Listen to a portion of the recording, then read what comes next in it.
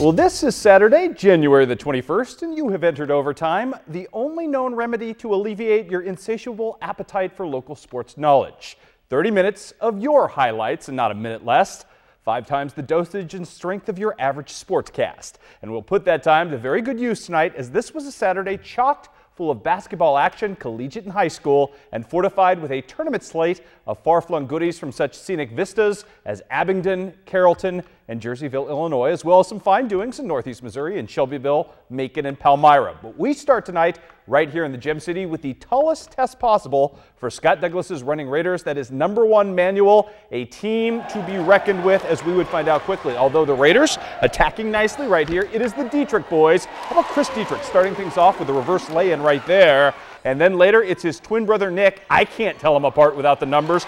He can't hit it, though, but there's Noble Peters cleaning up nicely as well with the tip-in. Noble Peters doing some work on this night, getting a little floater to fall in as well. More from the Raiders. Coming up right here, it is Nick Dietrich to Connor Mellon, who had himself a really nice night. 16 points for the big fella to lead all Raiders scorers. However, Alex Fitch and company just didn't have enough to get over the hump in this game. They trailed by 10 for most of it. It just kept getting bigger from that point on.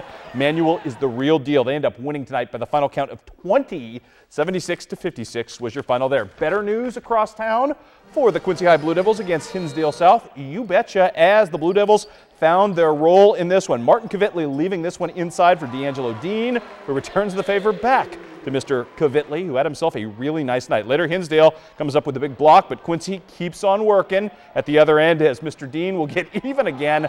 I love when he does that. Block shots like a young Marcus Camby, that kid. Fun to watch. More of Martin Kvitley, who was a monster night, this time dishing inside to the venerable Mike Davis, who gets the bucket there. And then it's Kvitley all of his own accord. A very balanced Blue Devils scoring effort tonight as the Blue Devils take apart Hinsdale South in their size. That 6'8" Division I kid in the middle. No matter, the Blue Devils with a nice win to rebound on what has been a tough weekend.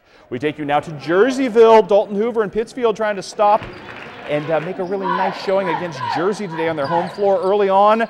This is the great thing about editing. There weren't a lot of made shots. We can show you the few that happened in the first half. Ethan Barrowman starting things off from the perimeter. The Saukeys had some perimeter things going. This time it's the big fella, Dalton Hoover. He was matched up, though, with another Division II signing, future McKendree big man, all 6'8" of him, Matt Murphy, who gets the members bounce right here. He smiles because he knows he's doing some pretty good work. He had 25 of his team's 32 points. I told you it was low scoring. A lot of misses missing from the highlights in this one. Pittsfield trying to make some things happen. Seth Petty early with a 3. Those were his only first half points. More on him in just a second, however. Mr. Murphy going to work in this one yet again. Boy, the kid's got a nice face-up game for being 6'8", knocking down another jumper. More finesse than he was an interior traditional player, although he gets the nice block there. Doesn't matter at the other end of this. It would be Ethan Barrowman pulling up at the other end and trying to convert. The Saukeys down by 1 at this point. Dalton Hoover playing some defense as well. You will see him go to work here, the big fellow, the future Quincy University Hawk.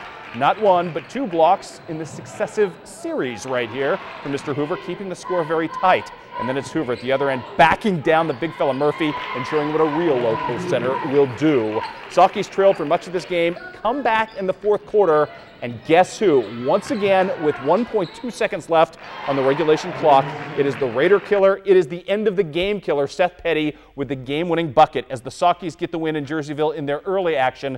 34-32 was your final there. Let's take you to Abingdon, up to the Great Western Shootout there. Andy Douglas's crew taking on Delavan today. First quarter, the Eagles working in the paint. Jordan Obert drives and scores. Then it's Obert and trap. Somehow he'll find the big fella, Dalton Crawford. Nice to see him back healthy for the alley-oop lay-in at that point. On the move, here comes Jared Shover.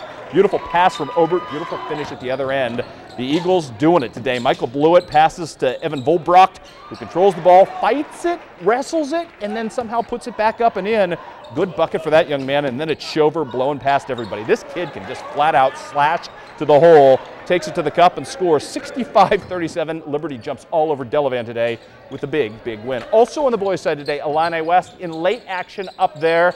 Gets the win over Abingdon in a very low-scoring affair. I heard it was a little chippy, a little nasty. There was some talk about hometown officiating, but Illini West overcomes all that adversity, ends up getting the victory tonight by 3 in a low-scoring affair. Final count in this one, as I mentioned, was 33-30. Let us take you to Missouri tournament action. We'll start you off in Shelbyville. John Stoneburner playing on a bad ankle, and that would be a factor in this game. His team raining threes in the first half, down just 3. Second half, though, this guy in beast mode. You know, if you have a structured defense and you need points now, call J.J. Chatfield. 877 points now. He was phenomenal tonight. Absolutely wonderful night for him. At the other end, though, the three's not falling for North Shelby. Kendall Smith doing work on the glass, but his team would go cold from that point forward, and there was no answer for the big fella. Chatfield in beast mode.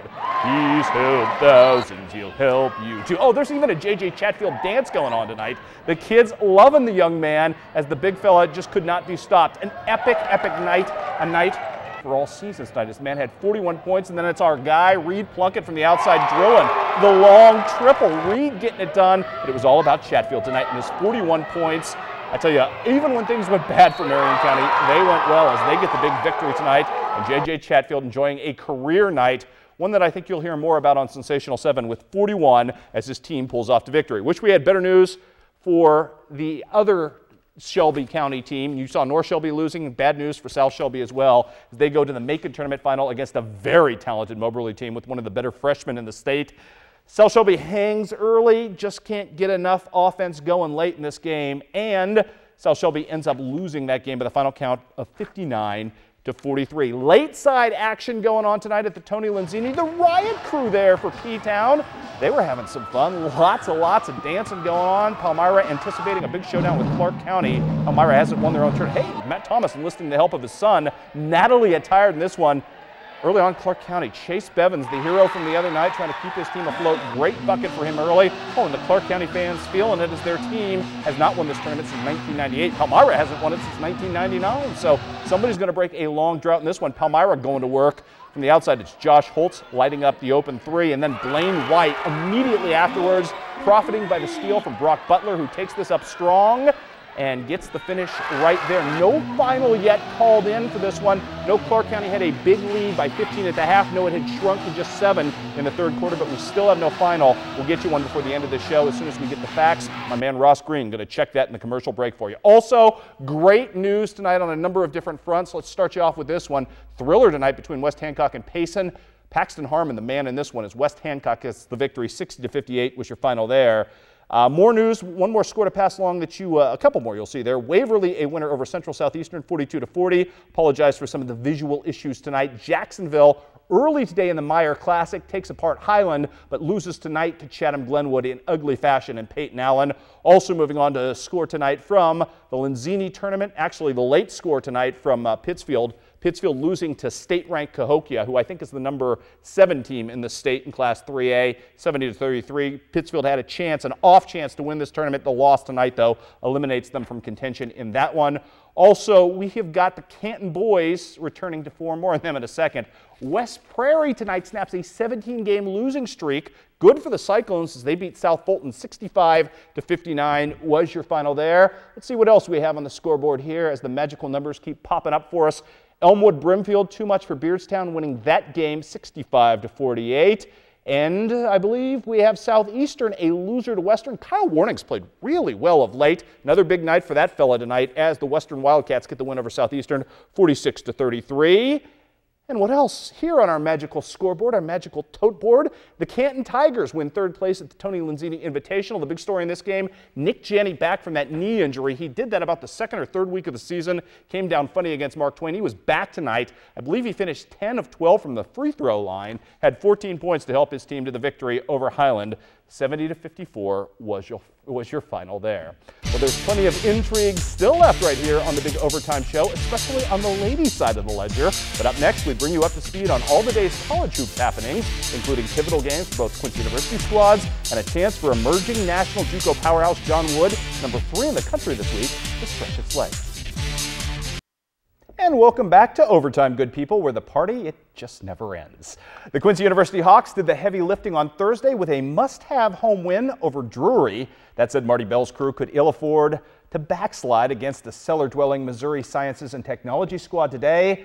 Lest of all that good previous work be undone and the Hawks would be in the same precarious spot they found themselves Tuesday morning after an ugly loss in Springfield. What would happen? Justin Brock back after the bad ankle. 984 career points coming into this game. Would he pass 1,000? Early on, it is the freshman Scott Hahn out of Mount Pleasant. He's been good. Mid-range jumper for him.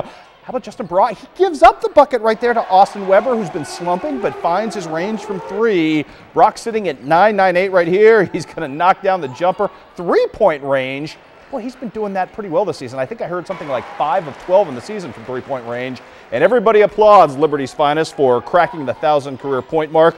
Later, how about this? More to come in this great game. Another great bucket right here. How about a little Austin Weber action? And then this one, my friends, courtesy of Courtney Belger, who had 17 on the day, as the Hawks struggle a little bit against a Missouri S&T team that was probably better than advertised. But the Hawks do end up getting the win, and it was an important one tonight as they continue to stay above the 500 mark in conference play. 69-58 is your final there. The number 3 team in the nation this week, John Wood, taking on Parkland, the opener in the conference slate today.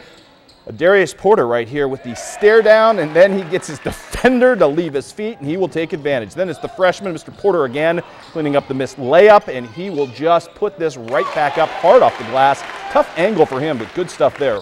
Regenbringer, he can set the table. Beautiful lob assist in this one, hooking up with Antonio Landers. That, my friends, is well converted. Then it's Regenbringer doing his own damage right here, bringing down his own miss, and then cleaning up nicely in the lane right there as well. Bringer strong. Tell you what, John Wood strong. This was a dogfight today. Make no mistake about it, Parkland, a very good basketball team, just not good enough to win at the Student Activity Center today on Mountain Dew Court. It is John Wood proving why they are so good. The number 3 ranked team in the country augments their standings a little bit, winning 74-71. Good, hard-fought, scrappy win for Brad Hoyt's crew. Also on the college docket today, some scores to pass along. Western Illinois goes on the road and wins in Vermillion, South Dakota. Big win for the Leathernecks. Ceola Clark, real nice night tonight. Terrell Parks also, I think, had 12 rebounds as Western Illinois wins this one 47-45. Good win for Coach Molinari's crew. Also, Culver Stockton at home against a very good Mid-American Nazarene team today, and it shows 81-47 against the Wildcats. That decision goes. I also think we have an Illinois college score as the Blue Boys try to bounce back. Nope, we'll go straight to Quincy University. Women's action today. Jenny Garber's crew taking on Missouri S&T, and right here it's Felicia Loggins with a steal and the take at the other end. Good stuff for her. Later, S&T going to miss a jumper. It's Miss Cassidy Schumann taking a few dribbles and firing out to Carly Gengenbacher, who had herself a 15-point day. None too shabby. Good stuff right there. S&T trying to make this interesting with a late 3 in this one. But you know what? Just a really good day all around for the Lady Hawks as Miss Schumann is going to hit Miss Loggins yet again. Schumann on the day, 7 assists. Not pictured here today. Allie Schwagmeyer and Lindsay Hankey both with double-doubles.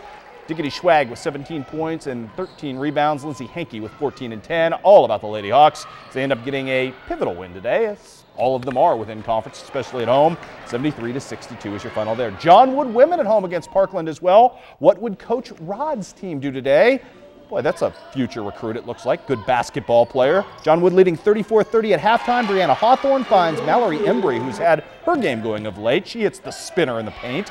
Then it's Brittany Yost. She was dominant as usual today with 20 points. Good spin for her. More of the South Shelby product. Showing some polish with the move off the glass. Gotta love her low post game. Gotta love what Madeline P., or Maddie to her friends, has presented of late. She had 19 points today. John Wood gets a quality win today. 6-point win over a pretty good Parkland team at home. That'll make Coach Rod happy. Final count in this one, 72-66 was your final. More scores to pass along to you tonight. Mid-America Nazarene goes into Canton and gets a hard scrabble win today. 74-61 is your final there. Stevens College no match for HLGU as the Lady Trojans win 70-52. And Illinois College's struggles continue. 75-62 were your final against St. Norbert. Let us go back to high school action now, and we take you to the Tony. Oh, by the way, Western Illinois, a loser at South Dakota as well. 78-57 is your final there. Let us now move back to the Tony Lenzini Invitational, where Monroe City was trying to continue Highland's 28-year drought of not winning this championship early on. Right off the opening tip, it's a manic Monday for Kiet Monday, who gets the jumper to fall. Other end, though, here comes Highland. Nicole Kraft, who had a great game in the semifinals, picks up right where she left off with the open flush jumper at that point. Big story in this one, Monroe City fans imploring their team to go to work. Again, it's Monday, and again, Monroe City with a very good start in this game and actually had the lead at the half. Unfortunately for Monroe City, Ashton Luttrell happened today, especially at the line. 12 of 12 there. She was also doing traditional Ashton Luttrell things, cleaning up the offensive glass like she does. Nice bucket high off the window for her right there.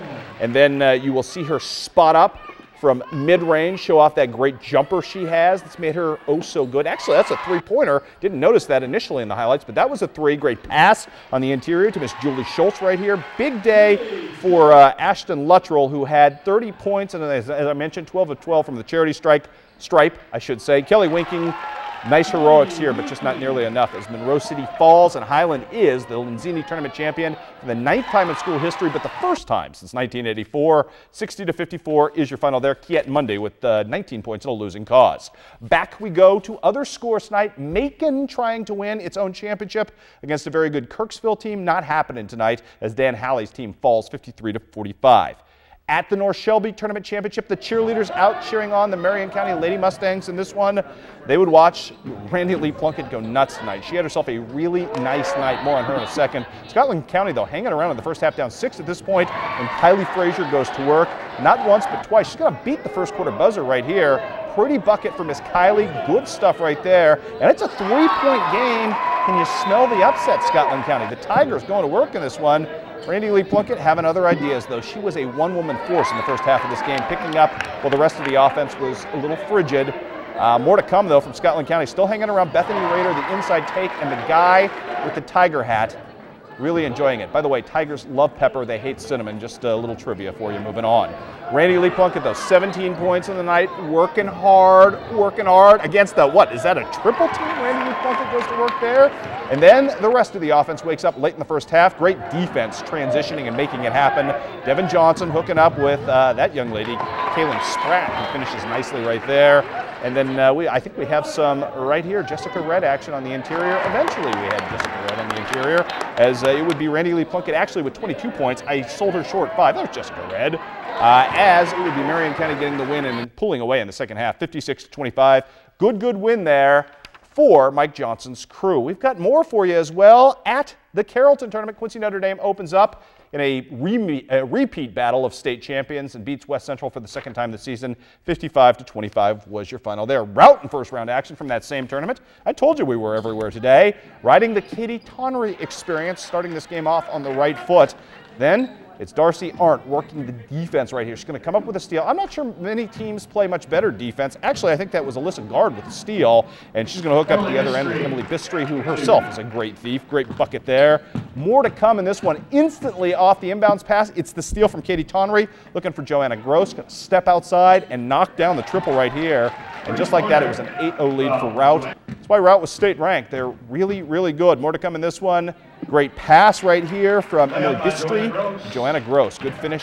These girls really can move the basketball. More to come in this one. Alyssa Gard from the outside. It was Alyssa Gard with that steal. Now I see that. Triple for her right there. Natalie Helpin with the long 2 at this point. And Katie Tonry doing some work in this one as well. Scary moment for ROUTT in this game. Still don't have a medical update, but Brittany Birdsall going to go down here. You're going to see her crash. It doesn't look like much at first, but it might be a collarbone, might be her neck. She lay motionless for a good 15 minutes. The ambulance had to be called. Nobody really noticed it at first because she seemed to have a smile on her face, and then you realized it was much more serious.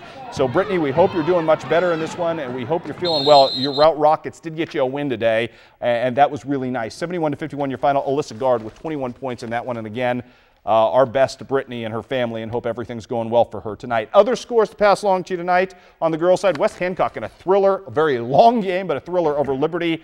Lanessa Graham with 22 points in a losing cause there. Elmwood Brimfield, no match for Beardstown tonight. Beardstown wins that one 50-45. And at the Abingdon Shootout, Abingdon beats Illini West 45-41. And we'll have more overtime for you, including a big day of wrestling from Q&D when we come back. You know, Ross, I remember when Frank Haith was hired, how excited I was, how I thought that was just a fantastic hire right out of the gate at Miami.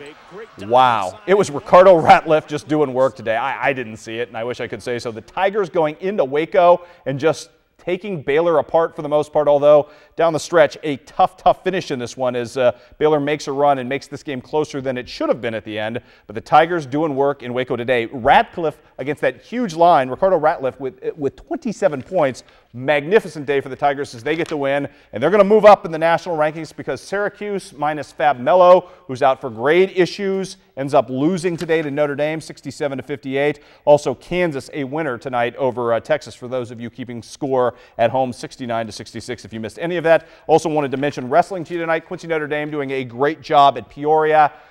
Great job for the Quincy Notre Dame wrestlers. I believe we have that graphic for you. I think Darren Stevens, as we move forward, ended up taking first place at 120 pounds today. Jalen Beebe at 182 taking second. So the Raiders with a great finish there. And finally, fantastic news for you. I promised via Twitter, we now know what happened to Clark County and Palmyra at the Lenzini Championship, so thanks for those of you who called in. Clark County is your upset winner, 57-51. Clark County, for the first time since 1998, the Lenzini Tournament champions. Tell you what, it has been a magical week for Adam Rung and company. Congratulations to them on the big win. 57-51 your final. I'm all out of time, people. Been a great overtime. I think we're going to be just as busy next week, so we will see you then. And thanks for joining us right here on your Saturday night for Overtime.